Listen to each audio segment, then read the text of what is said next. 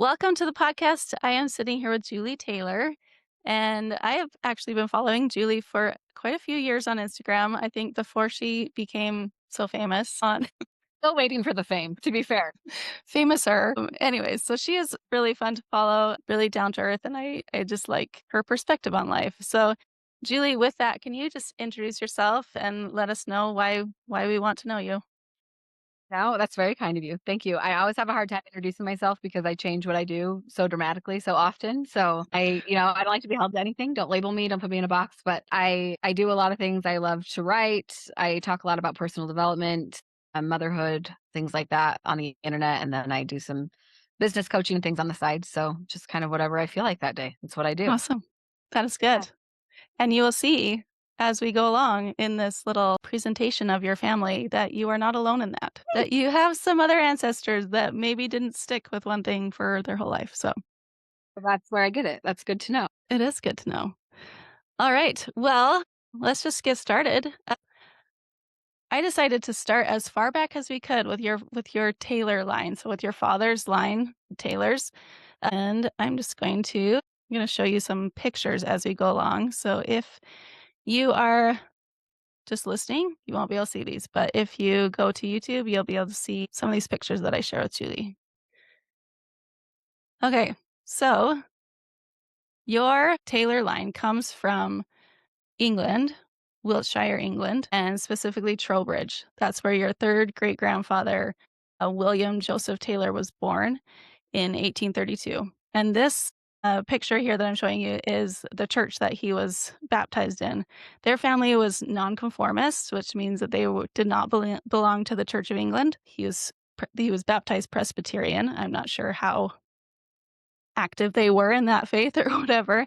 But that's what he was baptized as when he was 3 years old. And he was the third of five children born to William Taylor and Winifred Hewitt. So Wow. the church is now demolished. It was turned into a public library and then it was demolished in 1959, I think. So it's not there anymore, but kind of cool. Yeah, so they lived in Trowbridge. This is probably the early 1900s in Trowbridge, but it is the same street that that church was on, which would have been nearby where they lived.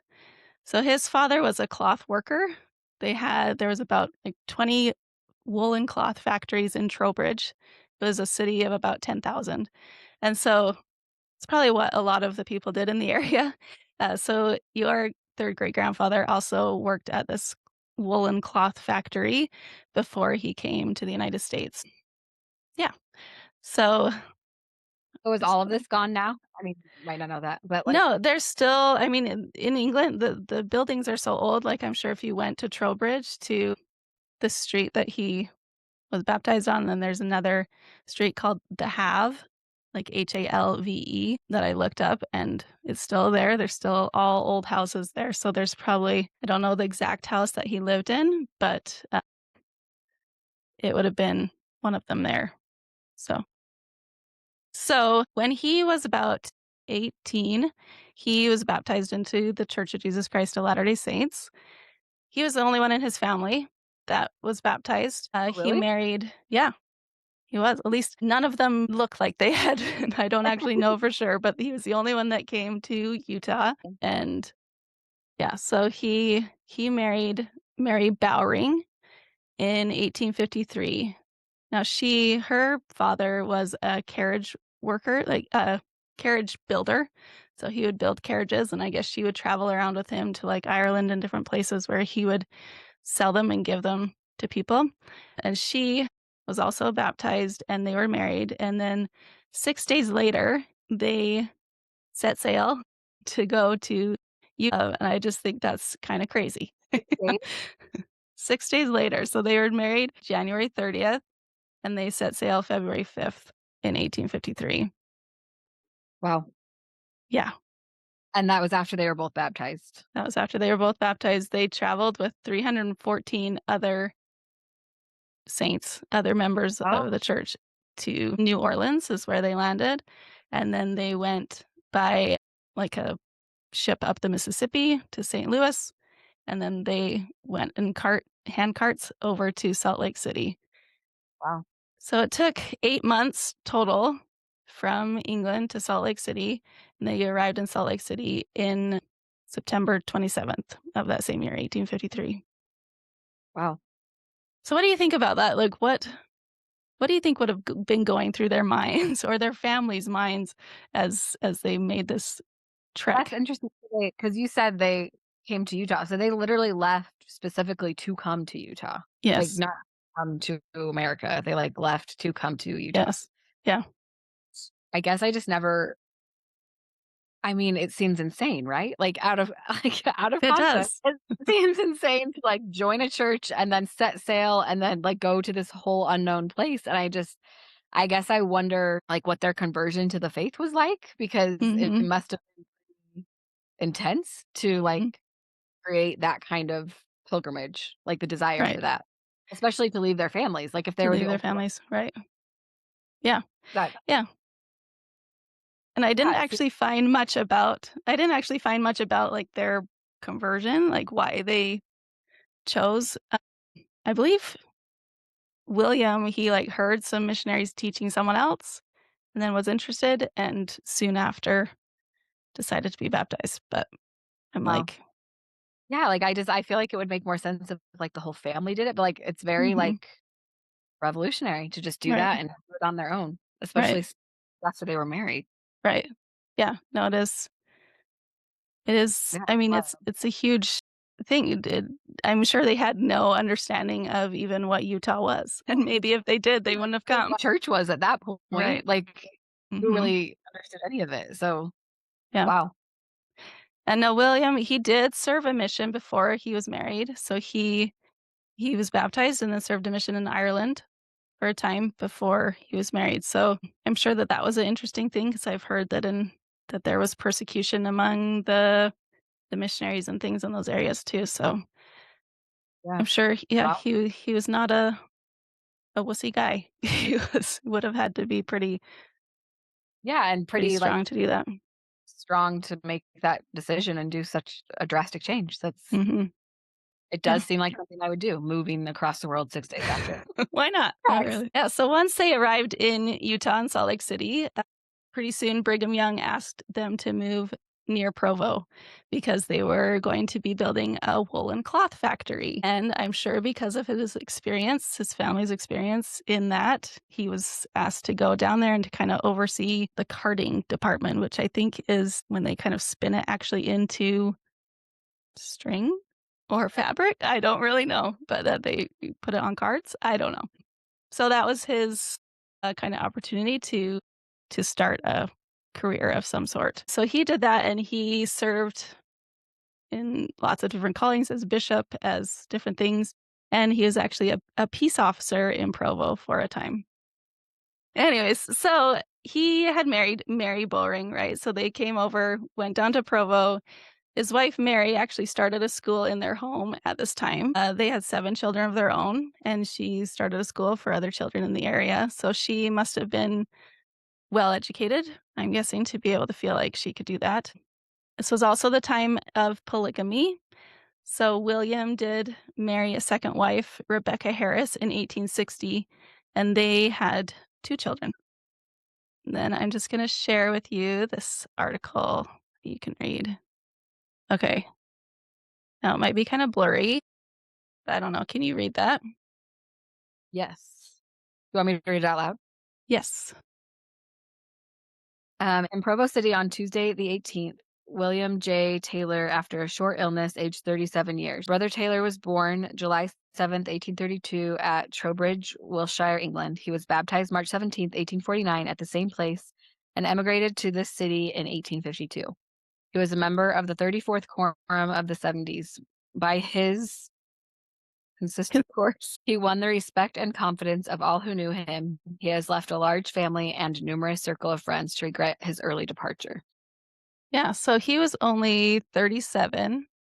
He was only 37 at this time when he died. All of that before he was 37? Yes, Like, that's a lot to do. that's a lot. Wow. Yeah, and it said that he died from brain fever, which is possibly like meningitis or something, swelling of the brain, which I'm sure is not an enjoyable way to to die. But yeah, he was only 37. He left behind 9 children and 2 wives. His oldest child was only 15. His youngest was, I believe, like a year and a half. Wow. Yeah. So your second great grandfather was about 10 years old at this time, and he was the oldest son. So a lot of that Of the first wife or the second wife? of the first wife.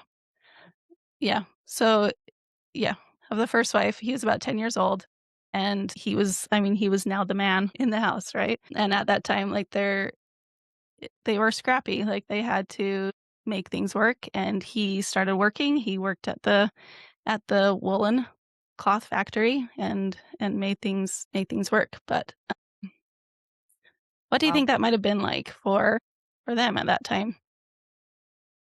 Did do you know if the school continued? Like, was did I'm not Mary sure. school? Yeah, I didn't I'm not sure.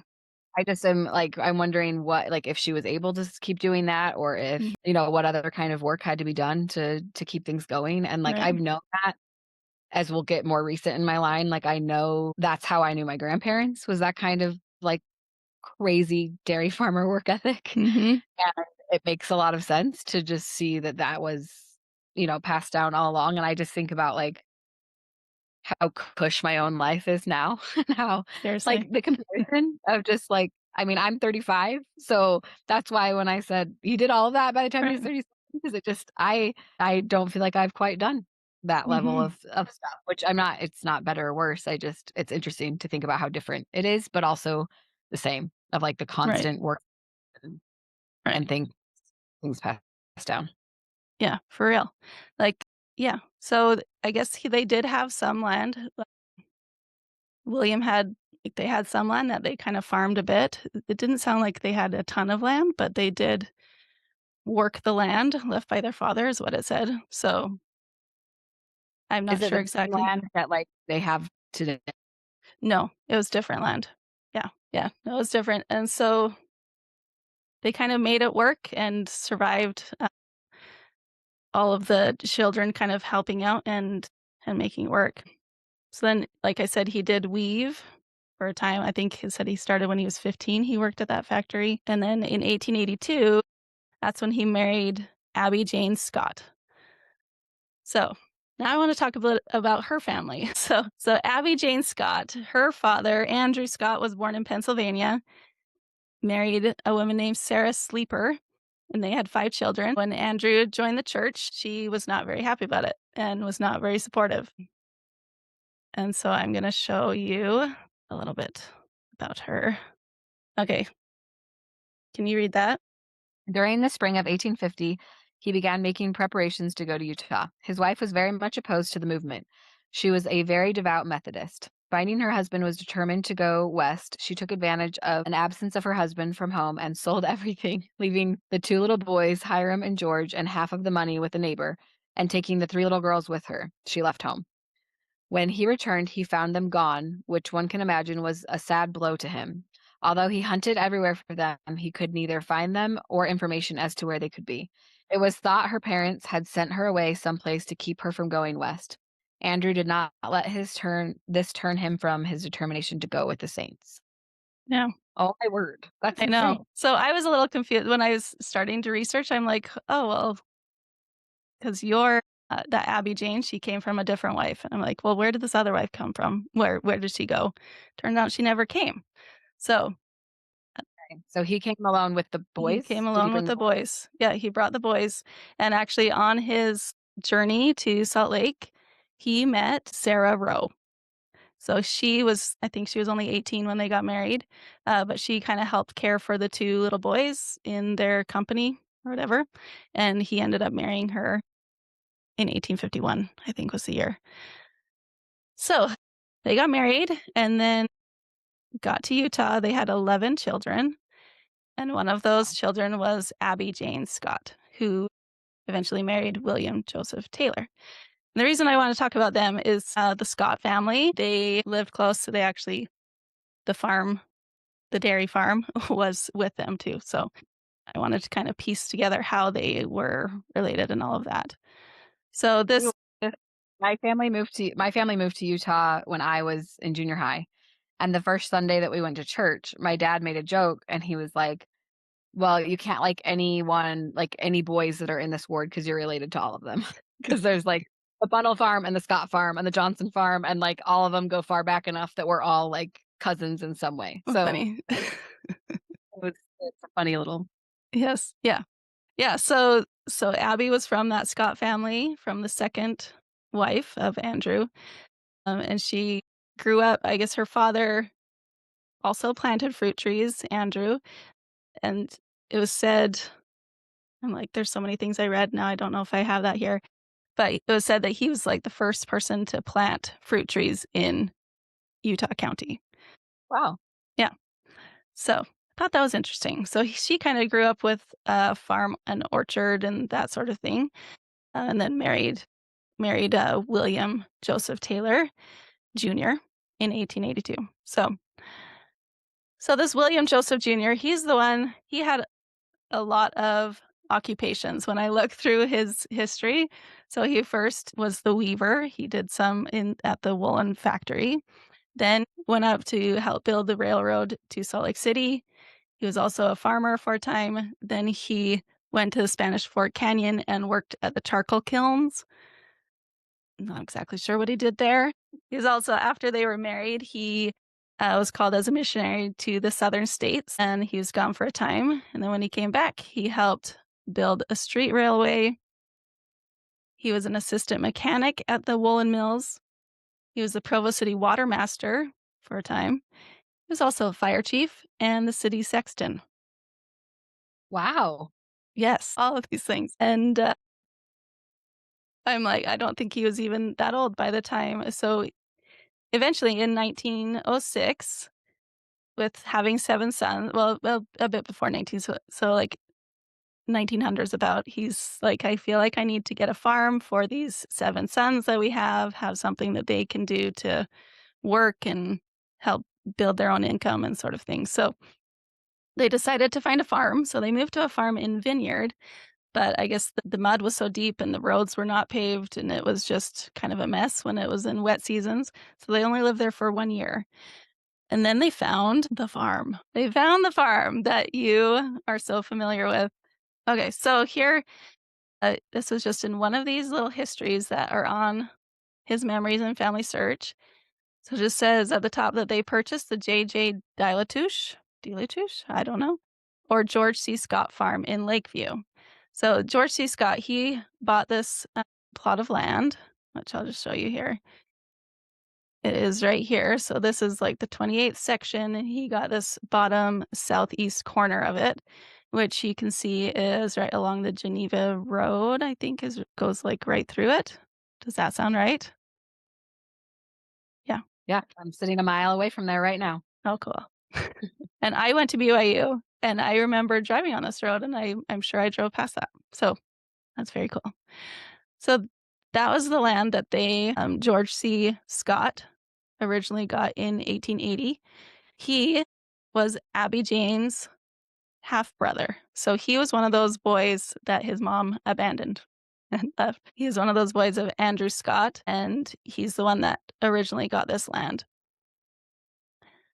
So then your great-great-grandfather, William Joseph Taylor, purchased that land in about 1906, and that's where they started their dairy farm and things. It seems like some of the Scotts so this George C. Scott that got it in 1880, it seems like his son also helped with Mhm. the farm too. Okay. Yeah. So they were related, which I wasn't sure how after I heard the Scott name, I'm like, "They must have been," but that is how they are half brother Wow. to Abby. Wow. Yeah. So this is the William Joseph Taylor family. They had 11 children, and they all lived to adulthood, which I thought was amazing, especially at Yeah. that time. And this is your great-grandfather, I believe. Yes. William Weldon Taylor. Is that right? Yeah. That's so cool. Yeah, so I guess he was kind of the push to build to buy purchase that farm. He was about 20 when they got it and got married shortly after. and I guess he was really pushing for that to happen. So after moving to the Cherry Hill farm, he was actively engaged in that activity. So this is William Weldon, so your great grandfather. His first business entry was in about 1908 when he operated the Lakeview Dairy jointly with George Scott. So it was Will's idea, it was his idea, and a few years later, they organized the dairy known as Cherry Hill, which he operated in conjunction with his father and brothers. But later it was dissolved as a family unit, and Will continued to own and operate this business until his death in 1938, which made a total of 30 years that he spent dairying. Wow. Um, Good. and it said that the operation of the dairy was carried on at the Lakeview farm until 1925 when he purchased the site and constructed the new building just off Center Street, 4th West in Provo, where his dairy products were prepared for and dispersed for distribution. So it sounds like he had a little store on Center Street Cool. to sell that stuff. So, and then I thought it was interesting. I found them in this is the 1920 census. So you can see here's the father, William Joseph Taylor. He's age Mhm. 60, says dairy farmer. And then we have the George, he's Scott Jr.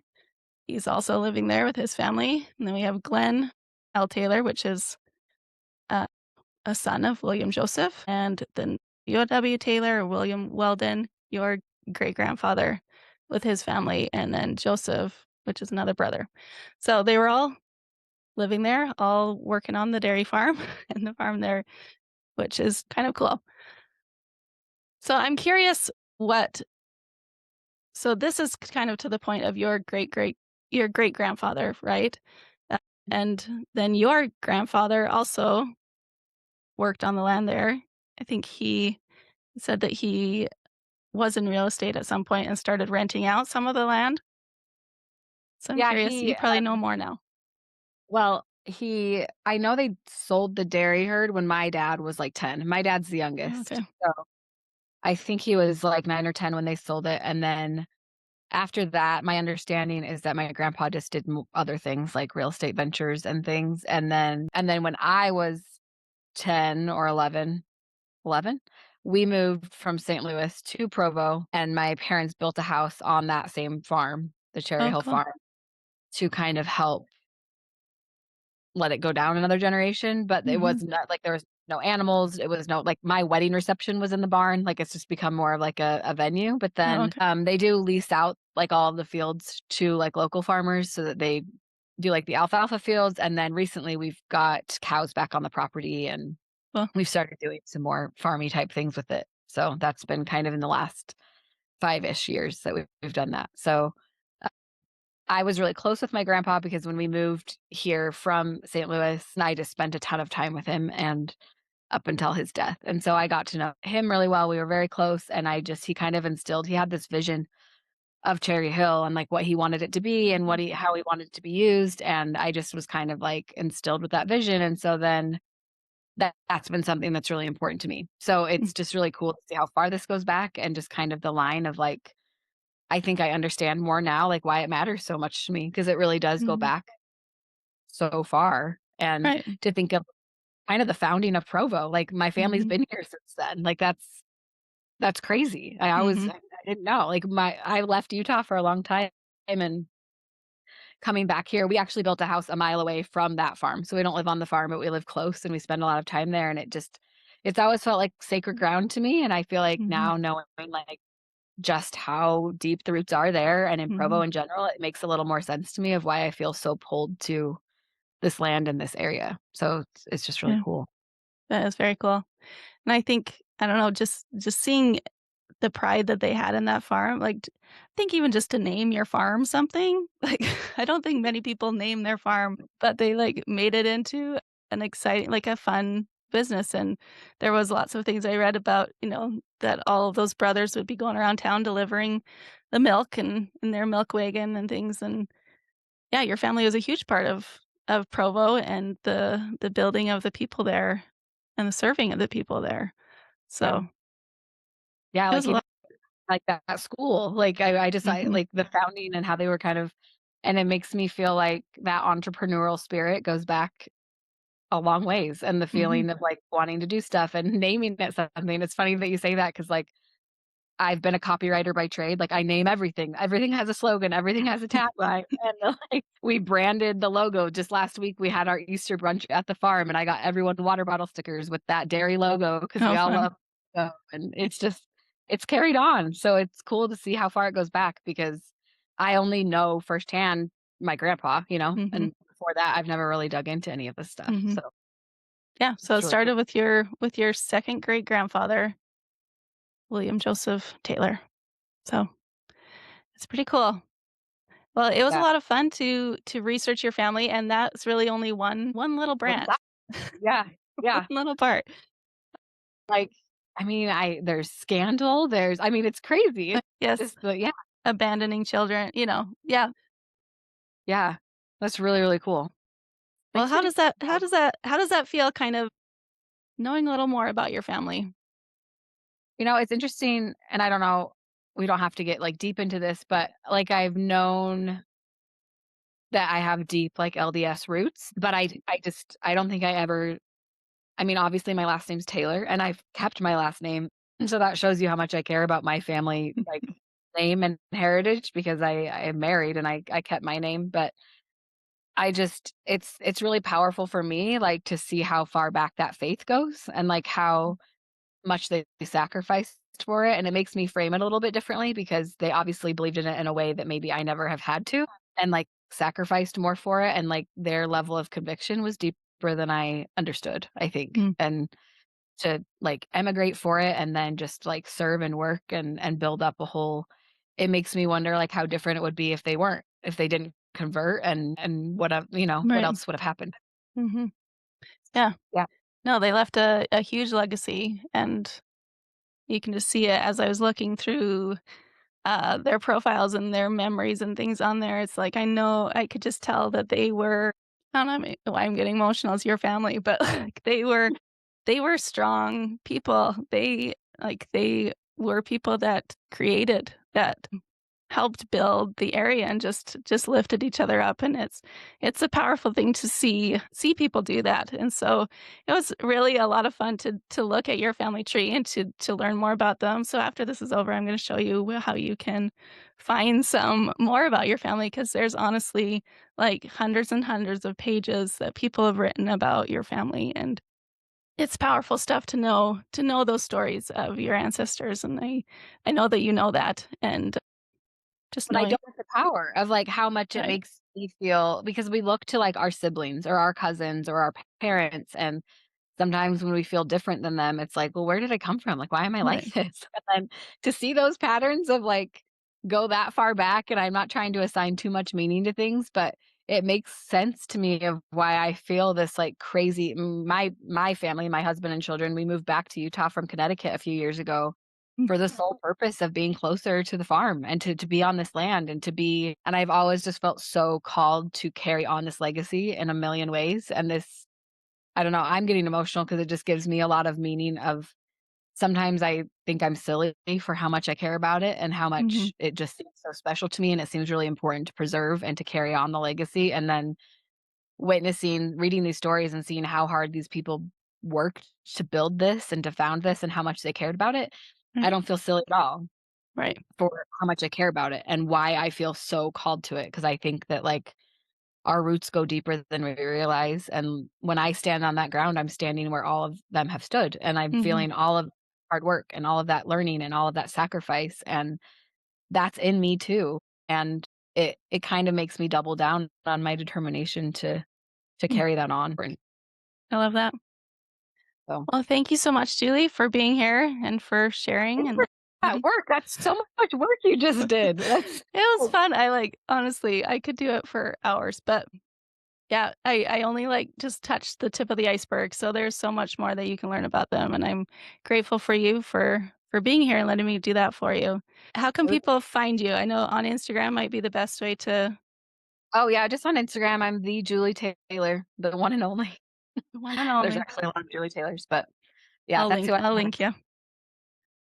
Thanks Alright. Thanks, Julie. So, normally at this point, we have a tip from the genealogist. Well, in this case, I was the one that compiled the research for Julie. Her tree had already been very well researched. She has lots of information, lots of pictures, lots of documents about her ancestors. So, we didn't need a genealogist to research for her. So, I was able to take a look at her tree and find some interesting things to share with her based on what she was curious about and based on what I thought was interesting to share with her. So, if you have a family tree like Julie, maybe it's been really well researched, maybe it goes back super far and you don't know how you can start really learning about your ancestors or doing family history work. Well, you don't need to always research to do family history work. You can just learn about your ancestors. So, like I did with Julie, just choose an ancestor to start learning about. See where they were born. See if you can find that place on Google Maps. See if you can find out what their occupation was based on census records that have already been found for them. Just look at the records, look at the memories that have been found for them, and start learning about them. And as you do, you will find similarities to yourself. You'll find things, patterns, and things that have gone through the generations to yourself. As you learn more about your ancestors, you can feel more connected to them, and it can really be a strength in your life. All right, thanks so much for your support. Sharing and leaving reviews for this podcast is really the way for it to grow, to get the word out, and to get more listeners. So thanks again for listening today, and we'll see you next week.